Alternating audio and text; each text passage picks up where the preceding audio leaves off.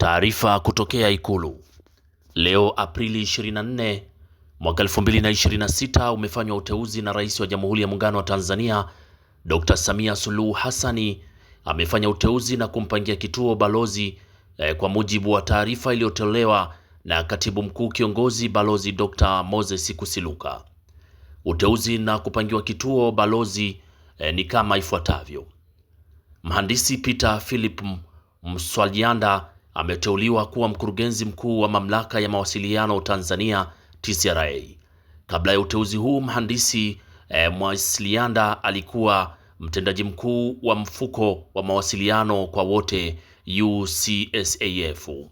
Amechukua nafasi ya Dr. Jabiri Kuwe Bakari ambaye amemaliza muda wake.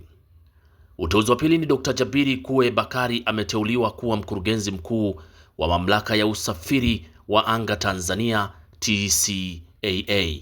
Dr. Bakari amechukua nafasi ya Bwana Salim Ramadhani Msangi ambaye atapangiwa majukumu mengine. Uteuzi mwingine ni Mheshimiwa Angel Charles Kizinga.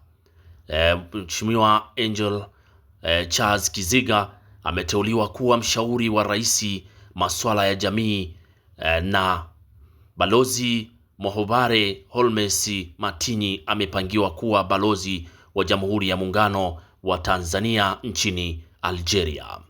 Uteuzi huu umetolewa leo na mkurugenzi wa mawasiliano ya Rais Ikulu Bakari Esi Machumu.